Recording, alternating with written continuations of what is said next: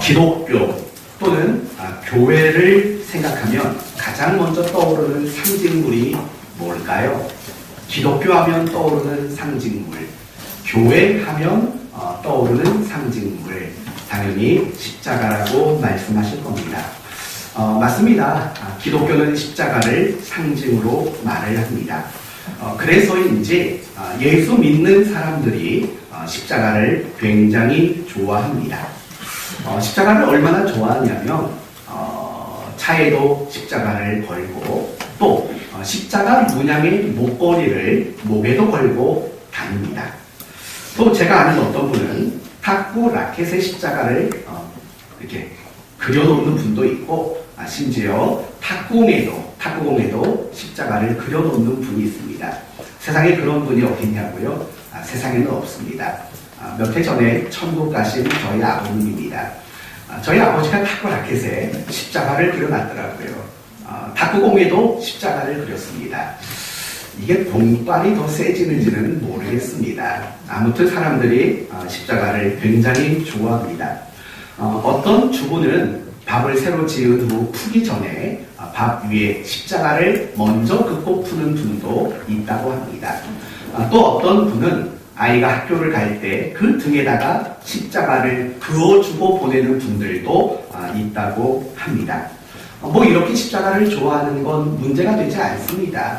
그러나 우리가 한 번쯤 생각해 봐야 할 것은 십자가는 굉장히 좋아하지만 단지 십자가의 어떤 문양과 어떤 상징만을 좋아한다면 그것은 바람직하지 않을 겁니다.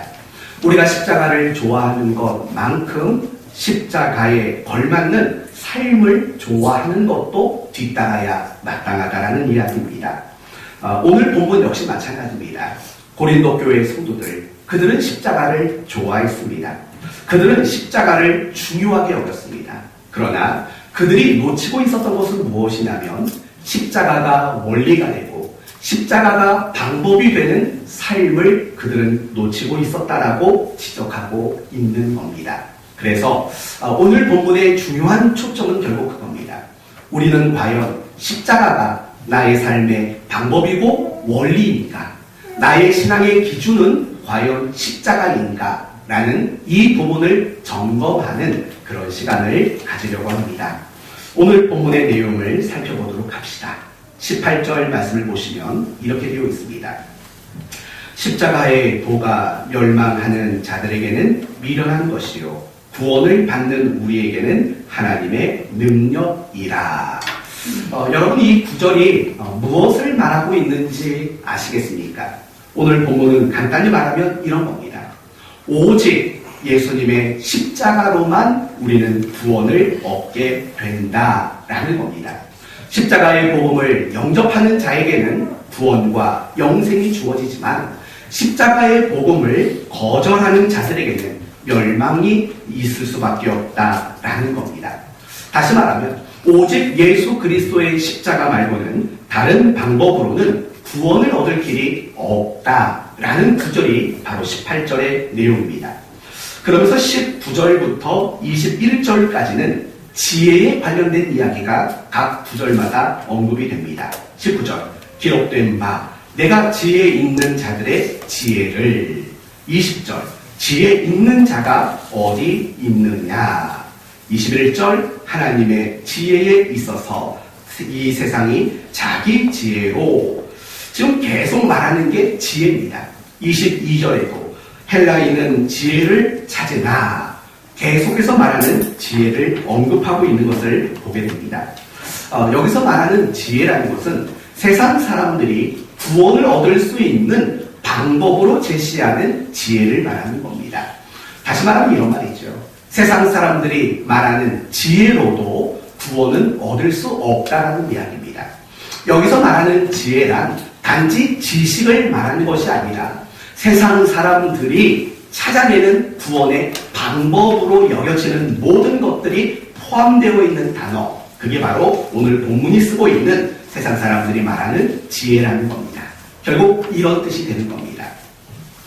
오직 구원 얻을 수 있는 유일한 방법은 예수 그리스도의 십자가뿐이라는 겁니다. 그러나 세상 사람들은 자기들이 생각해낸 방법으로 구원을 얻을 수 있다라고 말하고 있다는 겁니다. 그러나 세상 사람들이 만들어낸 방법은 구원의 지혜가 될 수 없고, 세상 사람들이 말하는 구원은 지혜는 결코 구원의 방법이 될 수 없다는 겁니다. 오직 예수님의 십자가만이 구원의 유일한 방법이라고 바울은 말하는 겁니다. 그래서 바울이 23절에는 이렇게 말합니다. 우리는 십자가에 못 박힌 그리스도를 전하니, 오직 그리스도만 전하는 이유는 오직 예수 그리스도의 십자가만이 구원의 방법이기 때문이다. 이렇게 설명하고 있는 겁니다. 그러니까 결국 오늘 본문의 이야기는 아주 간단한 얘기입니다. 다른 방법으로는 구원 얻을 수 없다.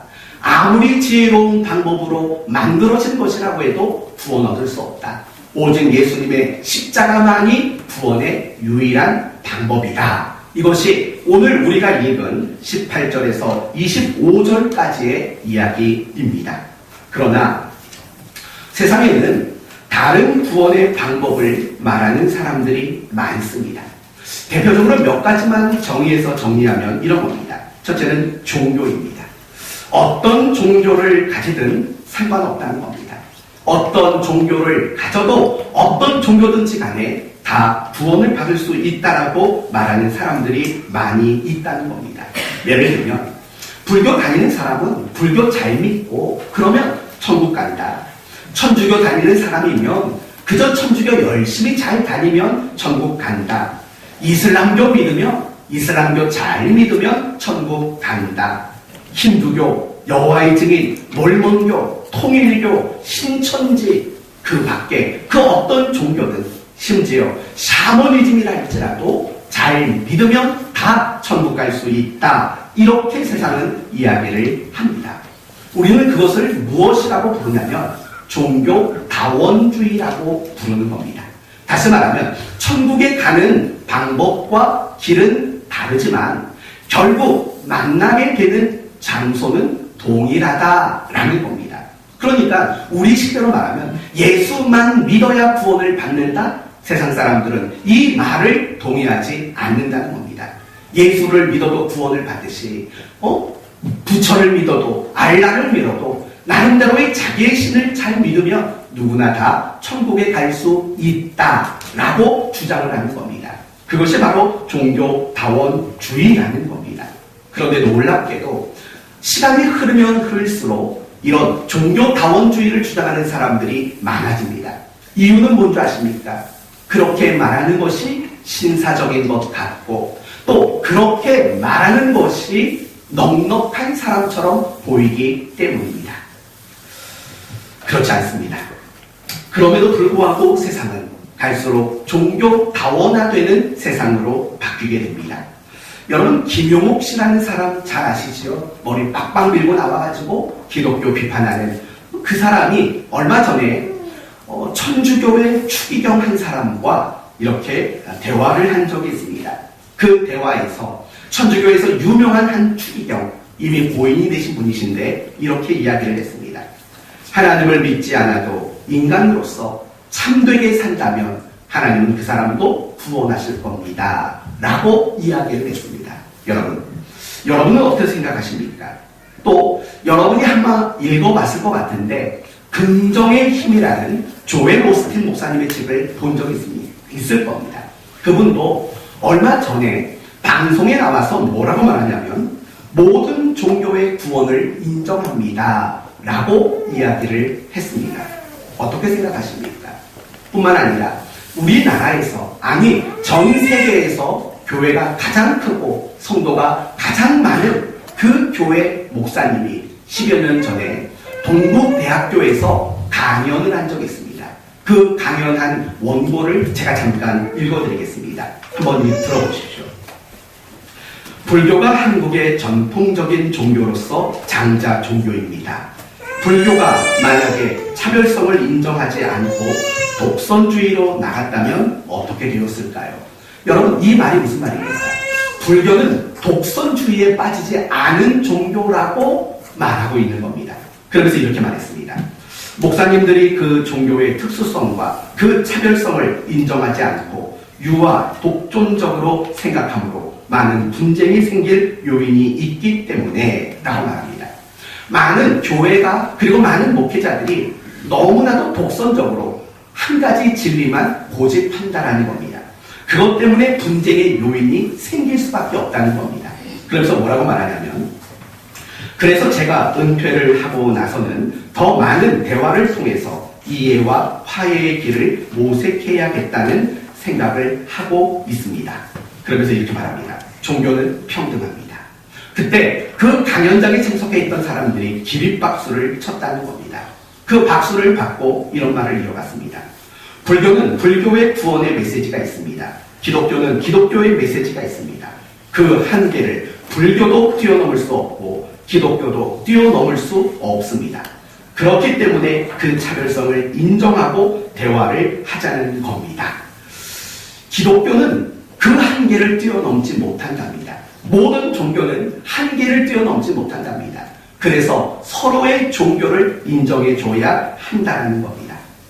우리가 불교가 주장하는 것을 비판할 수 없습니다. 그럴 권한이 없습니다. 불교는 불교대로 존경을 받고 인정하고 기독교는 기독교대로 구원의 방식을 존중하고 인정해야 합니다.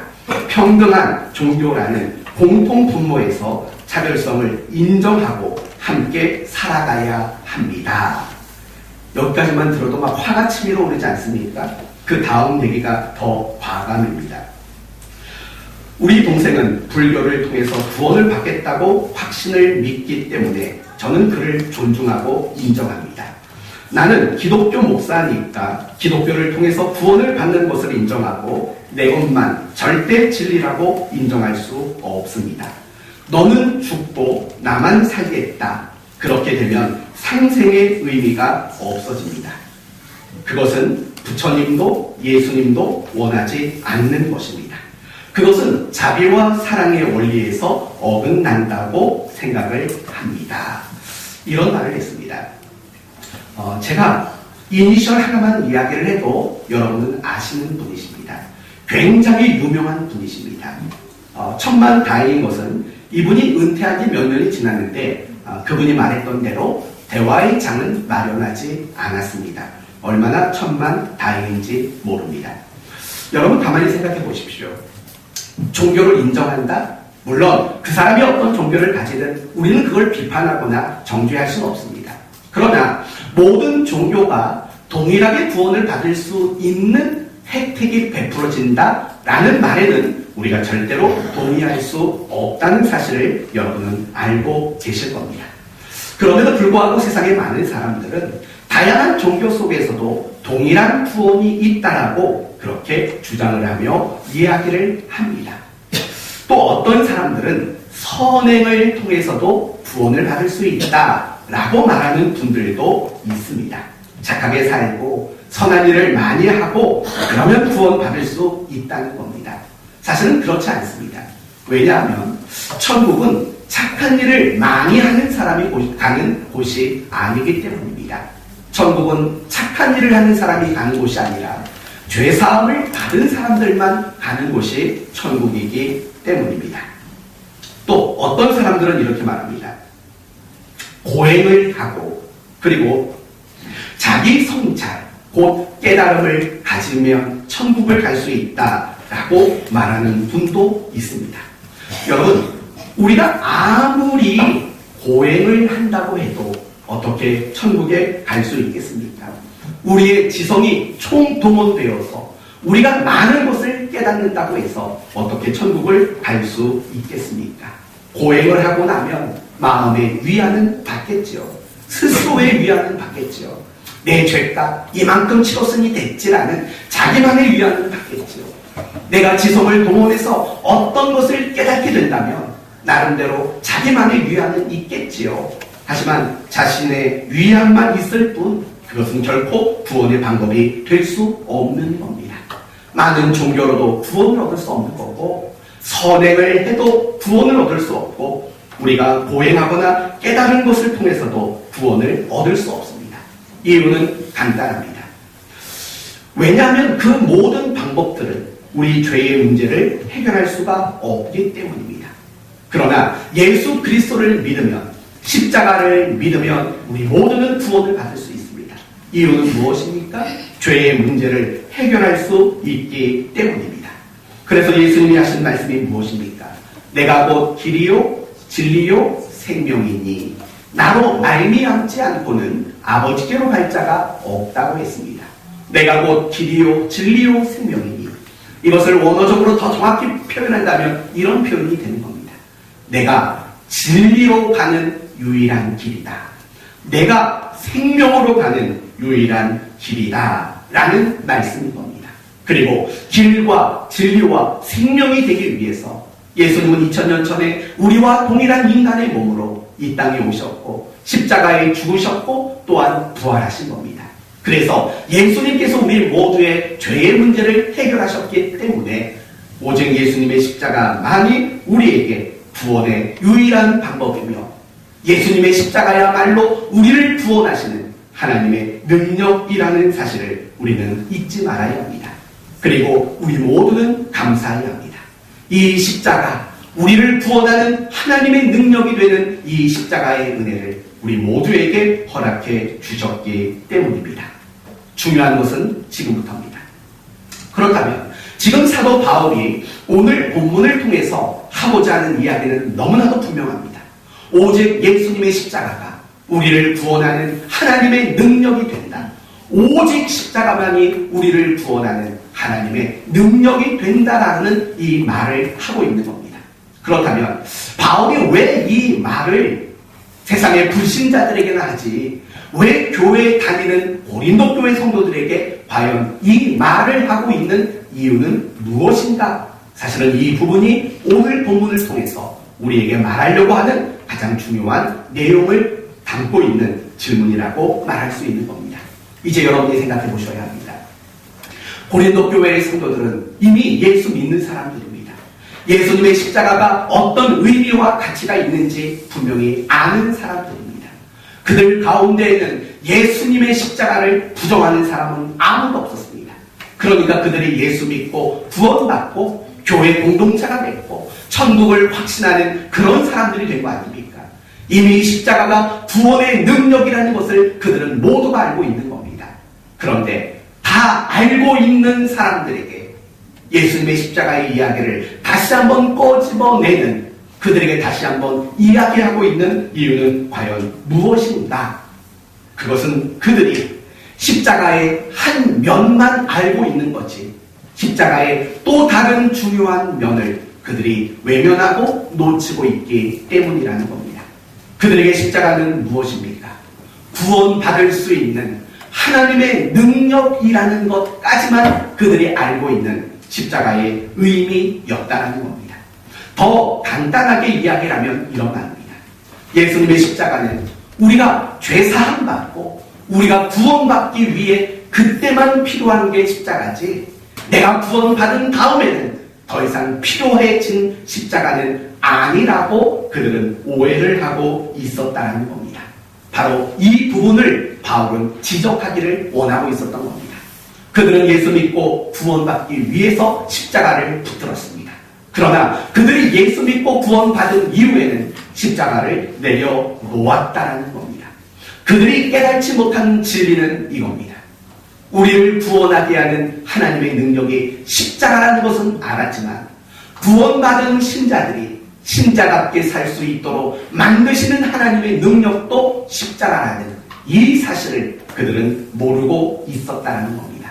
그래서 그들에게 나타난 결과, 그들에게 나타난 증상들은 과연 무엇입니까? 한마디로 말하면 그들은 더 이상 신자답지는 못했다는 겁니다. 그들이 신자가 아니었다는 말은 아닙니다. 그들은 예수님의 십자가를 붙들었기 때문에 신자가 맞습니다. 그러나 그들은 신자답지 않았습니다.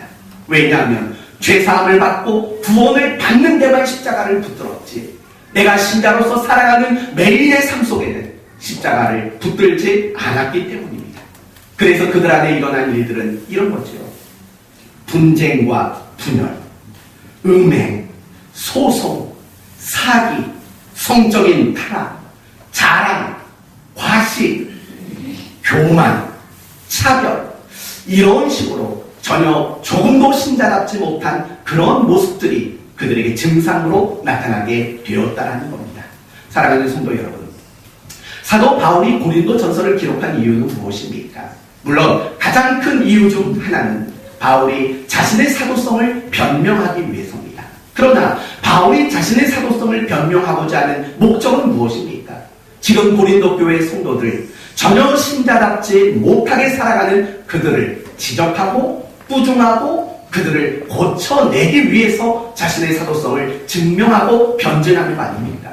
그럴 정도로 지금 고린도 교회 성도들은 너무나도 크게 잘못하고 있는 것들이 너무 많았다는 겁니다. 정말 신자답지 못하고 도리어 세상 사람들보다도 더 악하고 세상 사람들보다도 더 어리석은 모습으로 그들은 지금 살아가고 있었다는 겁니다. 그래서 바울은 너희들이 그렇게 살아갈 수밖에 없는 이유는 십자가를 놓쳤기 때문이다 라고 그 원인을 그들에게 밝혀주고 있는 것입니다. 사랑하는 성도 여러분, 오늘날 우리도 마찬가지라는 사실을 잊지 마십시오. 여러분이 이 자리에 앉아있게 된 이유는 예수 그리스도의 십자가를 붙잡았기 때문에 이 자리에 앉아있는 겁니다. 그러나 우리가 우리의 삶의 자리로 나가서 정말 신자답지 못한 모습으로 살아가고 있는 것들이 얼마나 많이 있습니다.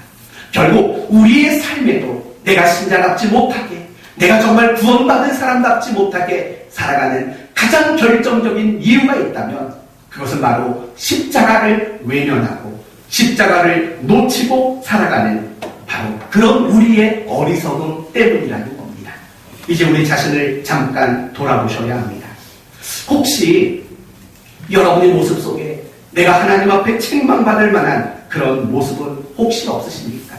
미워하고 증오하고 원한을 품고 나쁜 감정을 품고 시기하고 질투하고 다투고 욕심내고 이기적이고 자기밖에 모르고 나쁜 걸 생각하고 대접만 받으려고 하고 높아지려고 하고 비판하고 정죄하고 비방하고 하는 이런 우리의 모습들 가운데 정말 하나님 앞에 꾸중받을 만한 그런 모습들은 없는지 생각해 봐야 합니다. 그리고 여러분이 더 생각해야 할 것은 내가 왜 그리스도인으로서 그리스도인다운 삶이 되어지지 않을까를 생각해야 합니다. 그러면 결국에는 여러분이 찾을 수 있는 답은 한 가지밖에 없습니다. 내가 십자가를 외면하고 살아가는 겁니다. 내가 예수님의 그 십자가, 그건 구원받을 때만 필요한 하나의 티켓으로 생각했지. 내가 구원받은 이후에도 내가 구원받은 사람답게, 내가 그리스도인답게 살아가기 위한 하나님의 능력으로 삼지 못하는 것, 그것만이 유일한 답일 수밖에 없다는 것을 우리는 비로소 깨달을 수밖에 없을 것입니다. 그러나 반대로 우리가 십자가를 붙들고 우리가 십자가를 삶의 방법으로 삼는다면 사실은 우리의 삶 가운데 달라질 것들이 너무 많은 겁니다. 사도 바울의 그 위대함을 여러분 아시지 않습니까? 바울이 그렇게 정말 사도답게 살아갈 수 있었던 이유가 무엇입니까? 갈라디아서 6장 14절에 이렇게 말합니다. 십자가 외에는 내게 결코 자랑할 것이 없나니라고 말합니다. 오직 바울이 자랑하는 것, 그것은 십자가만이라는 겁니다. 여기서 자랑한다라는 말은 붙들다라는 말과 다르지 않은 말입니다.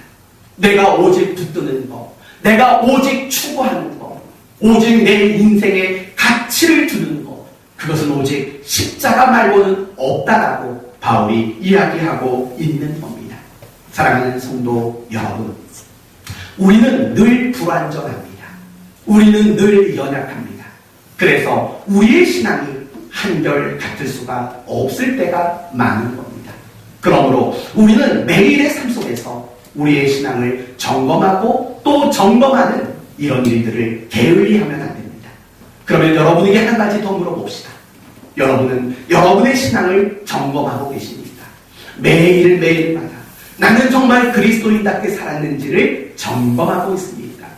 점검하지 않고 있다면 하셔야 합니다. 만약에 여러분이 또한 매일매일 같이 여러분 자신을 점검하고 있다면 무엇을 기준으로 여러분의 신앙을 점검하고 있습니까? 오늘 예배가 있었는데 나는 예배에 오늘 참석했나? 내가 성경을 읽어야 할 분량이 있는데 나는 그 분량을 다 읽어냈느니라. 정말 신자라면 한 하루에 1시간은 기도해야 되는데 너무 많죠? 조금 줄일게요. 45분 정도. 한 45분 정도는 기도해야 되는데 나는 그 기도 시간을 채웠나? 또 나는 봉사의 종류는 몇 가지가 되는가? 나는 아낌없는 헌금을 하고 있는가? 혹시 이런 것들을 가지고 여러분의 신앙을 점검하시는 분이 계십니까? 물론 그런 걸 가지고는 우리의 신앙을 어느 정도 점검할 수 있을 겁니다. 그러나 그것이 단지 부녀지책일 뿐이지 그게 신앙 점검의 본질이 될 수는 없습니다. 생각해 보십시오. 예배 안 빠지는 사람은 다 신자답게 살아가고 있는 사람입니까? 그렇지만은 않습니다. 예배에 열심히 나오지만 여전히 신자답지 않은 자의 모습은 여전히 많이 있는 거 아닙니까? 기도를 1시간 이상 하면 다 신자답게 살아갑니까? 그것도 역시 아닙니다. 그런 걸 가지고는 어느 정도 점검은 할 수 있겠지만 그것이 나의 신앙의 본질까지 점검할 수는 없는 겁니다. 그렇다면 나의 신앙을 점검할 수 있는 가장 중요한 본질은 무엇입니까? 그게 바로 십자가라고 말할 수 있는 겁니다. 나는 날마다 십자가 앞에 서 있는지, 나는 날마다 십자가를 붙잡고 있는지, 나는 날마다 십자가와 동행하고 있는지, 나는 날마다 십자가를 통과하고 있는지, 나는 날마다 십자가를 지고 있는지, 이러한 것들만이 나의 신앙을 점검할 수 있는 가장 중요한 기준이고 본질이 된다는 겁니다. 물론 그것은 예수님의 말씀입니다. 마태복음 16장 말씀을 보시면 예수님은 이렇게 말씀하셨습니다. 아무든지 나를 따라오려거든 자기를 부인하고 자기 십자가를 져야 한다라고 말합니다. 자기 부인과 자기 십자가는 같은 맥락의 말씀인 겁니다. 결국 내가 예수님을 따라가고 있는지 그렇지 않는지라는 신앙의 점검은 나에게 십자가가 있는지 없는지가 가장 중요한 그 점검의 기준이라고 그렇게 말하고 있는 겁니다. 결국 매일의 삶 속에서 십자가 앞에 내가 합격을 받고 있는지, 내가 그 십자가 앞에서 불합격을 받고 있는 것은 없는지, 그런 방식으로 날마다 우리는 우리 자신을 그렇게 점검해 나아가야 한다는 것입니다. 오직 십자가 말고는 나를 점검할 수 있는 가장 정확한 정답지가 우리에게 있을 수 없기 때문이라는 겁니다. 바로 이 점이 우리가 그리스도인으로 살아가는 일들을 하지 못하는 가장 중요한 원인일 수밖에 없는 겁니다. 사랑하는 성도 여러분, 십자가는 구원을 받기 위한 하나님의 능력만은 아닙니다. 물론 십자가는 구원받기 위한 하나님의 능력이 맞습니다. 우리가 아는 건 거기까지 아닙니까? 그러나 더 중요한 것은 십자가는 구원받은 사람들이 구원받은 사람답게 살 수 있는 그렇게 만드는 하나님의 능력이라는 점까지도 우리는 함께 이해하고 함께 아는 자가 되어야 마땅하다는 겁니다. 바로 거기에서부터 능력이 나타나는 겁니다. 내가 그리스도인으로서 능력이 그리스도인답게 살아갈 수 있는 방법, 그것은 내 안에 그 능력과 힘이 있는 게 아닙니다. 십자가 안에서 그 능력과 힘이 우리에게 공급되어진다는 겁니다. 그래서 오늘 본문을 통해서 바울이 강조하고자 하는 것은 바로 그겁니다.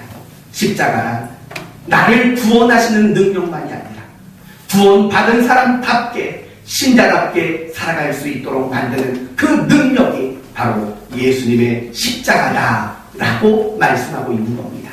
그 십자가를 붙들 때 내가 지금까지 할 수 없었던 것을 하게 되는 거고, 예수님의 그 십자가를 붙들게 될 때 내가 지금까지 하려고도 하지 않았던 것을 할 수 있는 그런 능력 있는 사람으로 우리를 만들어 준다는 것입니다. 사랑하는 성도 여러분, 우리는 십자가의 한 면만 봐야 할 것이 아닙니다. 십자가는 구원만을 말하는 것이 아니라 십자가는 그리스도인의 삶을 가능케 하는 하나님의 능력이라는 점도 우리는 잊지 말아야 합니다. 그래서 매일같이 우리는 십자가를 붙들어야 하고 매일같이 우리는 십자가의 신앙을 가지고 살아가야 합니다. 예전에 어떤 분이 그렇게 말하더라고요. 십자가 신앙이란 말할 때마다 십자가를 언급하는 게 십자가 신앙이라고. 그건 아니지요. 정말 십자가 신앙이란 결국 두 가지입니다. 첫째는 은혜로 살아가는 것이 십자가의 신앙인 겁니다. 우리가 구원을 받은 것은 하나님의 전적인 은혜입니다. 왜 은혜라고 말을 합니까?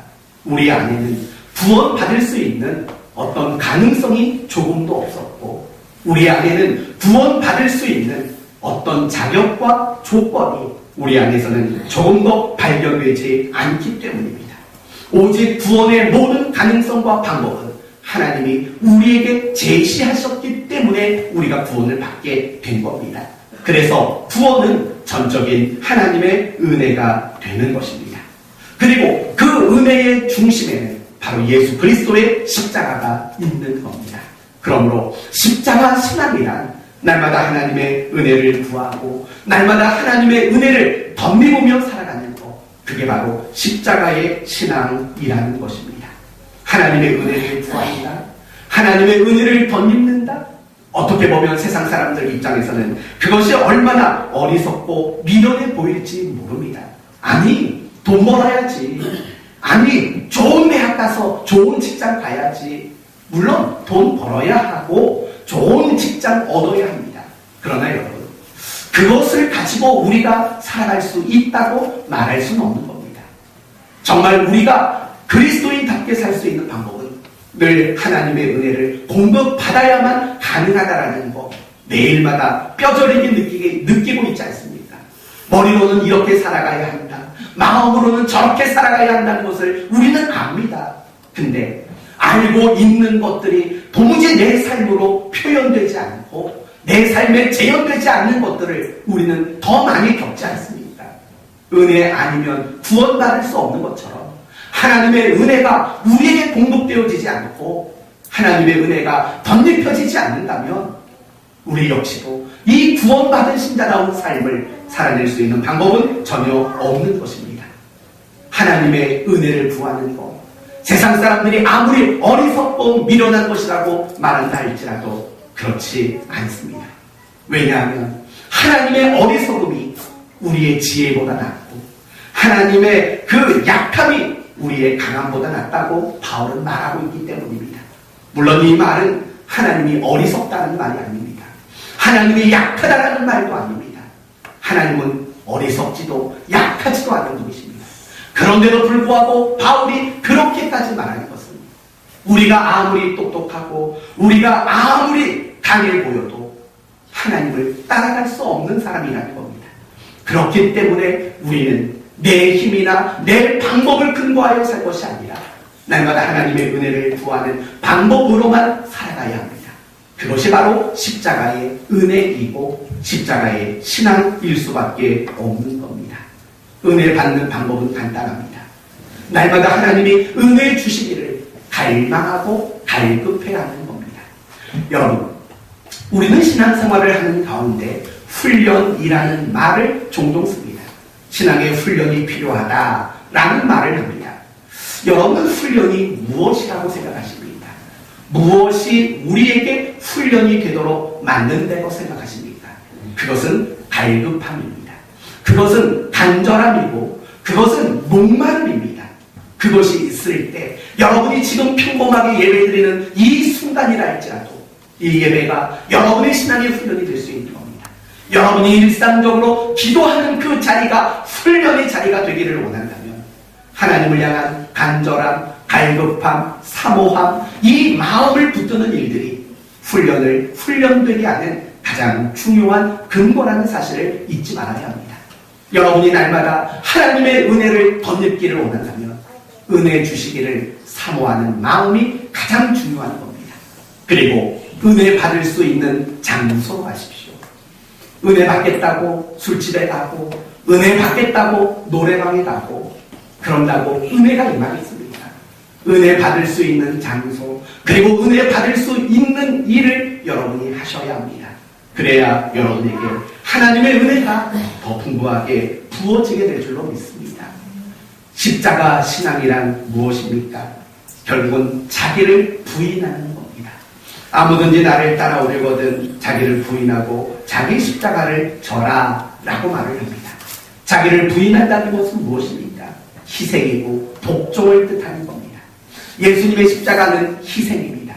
하나님이 하나님으로서의 권리를 희생하고 그리고 우리를 위해서 자신의 아들을 희생하신 자리가 바로 십자가인 겁니다. 십자가를 진다는 것, 십자가의 신앙이라는 것, 그것은 결국에는 내가 희생과 손해를 감수하는 그 원리를 가지고 살아가는 것으로 이해하면 됩니다. 더 나아가서 십자가 신앙이란 하나님께 복종하는 겁니다. 내 뜻이 아니라 내 마음대로가 아니라 하나님의 뜻에 하나님이 원하시는 것에 복종하는 것, 그것이 또한 십자가의 신앙인 것입니다. 이제 오늘 말씀을 마치겠습니다. 십자가는 우리를 구원하는, 죄인을 구원하는 하나님의 능력이 됩니다. 그러나 거기서 멈추지 않습니다. 십자가는 구원받은 성도들을 성도답게 살아가도록 만드는 데에도 하나님의 능력인 것입니다. 그러므로 십자가를 놓치면 우리 모두도 고린도 교회 성도들처럼 신자답지 못한 모습으로 살아갈 수밖에 없는 겁니다. 마음은 원이로되 이 말만 하며 살아갈 수밖에 없는 겁니다. 그러나 반대로 우리가 십자가를 붙들고 우리가 십자가 신앙을 가지게 될 때 더 온전한 신자의 삶을 살아가게 되는 겁니다. 십자가의 신앙이란 무엇이라고요? 은혜를 힘입어 살아가는 것, 날마다 자기를 부인하는 것, 희생, 손해, 그리고 하나님 뜻에 날마다 복종하는 것, 이런 십자가 신앙이 여러분을 그리스도인다운 모습으로 만들어 내게 될 줄로 믿습니다. 이제 내일부터 고난주간이 시작이 됩니다. 이번 고난주간 표어는 다시 십자가 앞으로입니다. 내일 아침부터 여러분 함께 참여하셔서 예수님이 십자가에서 무엇을 말씀하시고 무엇을 이루어내셨는가를 확인하셔서 여러분 모두가 다시 한번 십자가의 능력을 매일의 삶 속에서 확인하고 경험하게 되는 여러분 모두가 되시기를 예수님의 이름으로 축원드립니다. 아멘. 기도합시다. 하나님